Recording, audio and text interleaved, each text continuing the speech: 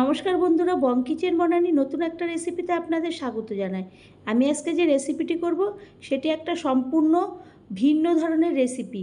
এটা হয়তো অনেকে করে থেকেছেন কিন্তু অনেকে করেননি। যদি না করেন এই রেসিপিটা করে দেখবেন। তার জন্য আমি যা যা উপকরণ নিয়েছি আপনাদের দেখাচ্ছি। আর আমি প্রথমে একটা কড়াই আগের থেকে বসিয়েছি, তার মধ্যে একটু হলুদ আর একটু লবণ দিয়েছি। আর মাছটাকে আমি নিয়েছি রুই মাছ। সেই মাছটাকে আগে থেকে ভালো করে ধুয়ে লবণ আর হলুদ মাখিয়ে রেখেছিলাম, তাতে আমার কাজের সুবিধা হবে। তো আমি এইভাবে আগে মাছটাকে তেলটা গরম করতে দিয়েছিলাম বলে মাছটাকে ভাজতে দিয়েছি এবং উল্টো পাল্টে মাছ নেব। তো আমি যে রেসিপিটা করব এটা সম্পূর্ণ ভিন্ন ধরনের, কারণ এই রেসিপিটা আগেকার দিনে মানুষের অর্থনৈতিক অবস্থা খুবই খারাপ ছিল আর পরিবারের সদস্যের সংখ্যাও খুব বেশি ছিল। সেই কারণে মাছ কিনলে বা আনলে সবার মতন পাতে দেওয়ার মতন সবাইকে সামর্থ্য ছিল। তো আমি কিছু মাছ ভেজে নিলাম, আবার কিছু মাছ আবার আর এক খেতে ভাজছি। তো সামর্থ্য ছিল না বলে তখন তারা কী করতো, বাড়ির যে পুরুষ মানুষরা ছিল তাদের মাছটা গোটা মাছটা পাতে দিত, আর যে মহিলারা ছিল তারা সেই একটা মাছ কি দুটো মাছকে ভেঙে সেই মাছের মধ্যে ভেঙে দিয়ে ঝোল আর সবজি দিয়ে তারা মহিলারা ওই গন্ধে গন্ধেই খাবারটা খেয়ে নিত। তো সেই ধরনের একটা লুপ্তপ্রায় একটা রান্না আমি আজকে করে দেখাচ্ছি। তো আমার চ্যানেলটি যদি আপনারা এখনও সাবস্ক্রাইব না করেন তো প্লিজ সাবস্ক্রাইব করবেন, লাইক শেয়ার কমেন্ট করবেন, পাশে থাকা বেল আইকনটি টিপবেন, তাহলে যে কোনো রেসিপি আপনাদের কাছে আগেই পৌঁছাবে। তো আমি মাছগুলোকে এইভাবে ভেজে নিলাম। ভেজে নেওয়ার পরে আমি ওই তেলের মধ্যেই কিছু আলু ছোটো ছোটো দুভাগ করে দিয়েছি, সেই আলুগুলোকে আমি ভাজতে দিয়ে দিলাম। আলুগুলো একটু ভালো করে লালচে লালচে করে হয়ে গেলে, একটু ভালো ভাজা হয়ে গেলে আমি একটা খুন্তির সাহায্যে আলুগুলোকে তুলে দেবো। এবার ওই তেলের মধ্যে আমি আবারও বেগুন, সরু সরু বেগুন, সেগুলোকে আমি 4 ফালি করে টুকরো টুকরো করে নিয়েছিলাম, সেই বেগুনগুলোকে ভাজতে দেবো। এরপরে আমি এই বেগুনগুলোকে ভেজে নেব।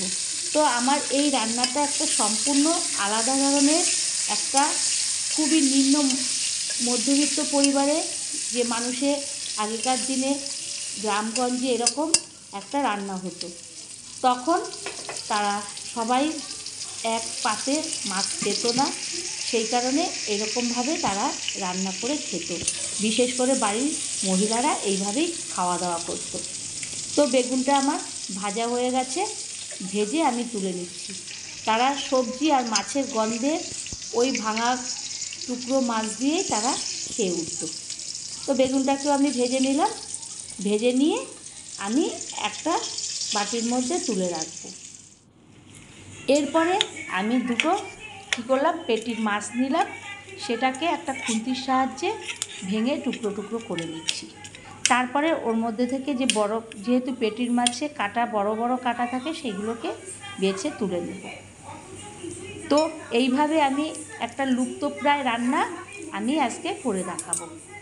তো ওইটা আমি ভেঙে রেখে দিলাম একটা সাইডে, এবং ওই কড়াইতে আরও একটু তেল দিয়ে দুটো তেজপাতা আর একটা শুকনো লঙ্কা ফোড়নে দিলাম, আর দিয়ে দেব মেথি ফোড়ন।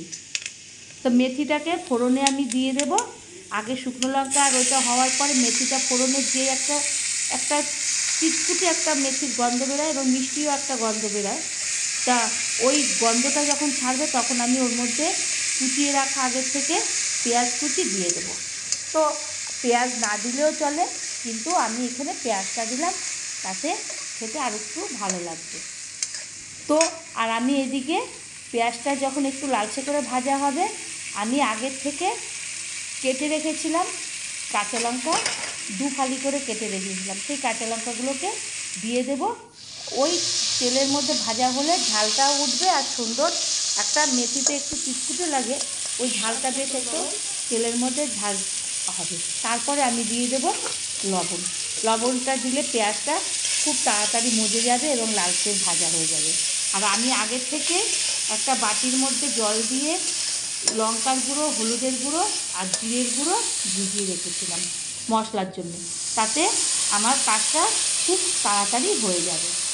সেই কারণে যখন পেঁয়াজটা ভাজা হয়ে গেলো আর মশলাটা সমস্ত মশলা একসঙ্গে ওটা ভিজিয়ে রাখলে দানা দানা থাকবে না, একবারে সব মিহি হয়ে যাবে। তো আমি মশলাটাকে দিয়ে তারপরে ভালো করে খুন্তি দিয়ে নাড়বো।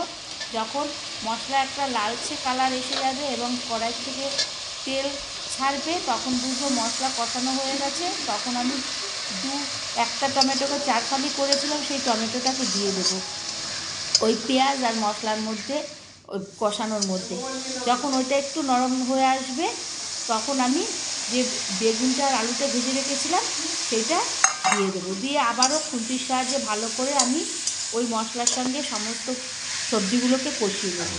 তো বন্ধুরা, এরকম একটা লুপ্তপ্রায় রান্না একবার হলেও বাড়িতে করবেন।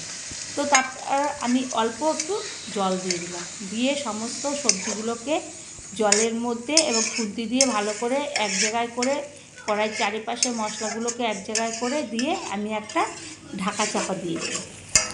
তো এইরকম একটা রান্না যদি কোনো দিন বাড়িতে মাছ অল্প থাকে তখন এরকমভাবে একদিন করে খাবেন, দেখবেন ভালোই লাগবে।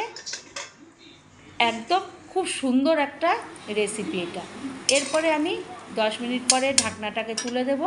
তুলে দেওয়ার পরে আমি খুন্তি দিয়ে দেখব আলুটা সিদ্ধ হয়েছে কিনা। যখন দেখব সিদ্ধ হয়ে গেছে তখন যে আমি মাছগুলোকে ভেঙে রেখেছিলাম সেই মাছগুলোকে দিয়ে দেবো। ওর মধ্যে দুটো একটা কাটা দেখিয়েছিলাম, আমি সেইগুলোকে তুলে নিয়ে আমি মাছগুলো দিয়ে দেবো। এবার খুন্তির সাহায্যে ভালো করে ওই সবজির সঙ্গে মাছটাকে মিলিয়ে দেব। তারপরে দেখব আমার যে এই রান্নাটা হয়ে গেছে। তো একটা লুপ্তপ্রায় রান্না একবার হলেও করে দেখবেন। আগেকার দিনে এরকম মধ্যবিত্ত পরিবারে এরকম একটা রান্না খুবই প্রচলিত ছিল। তো আমার যদি এই রান্নাটা আপনাদের ভালো লেগে থাকে একবার হলেও বাড়িতে করবেন, সকলকে খাওয়াবেন। আর আবারও কোনো একটা নতুন রেসিপিতে দেখা হবে, ততক্ষণের জন্য ধন্যবাদ।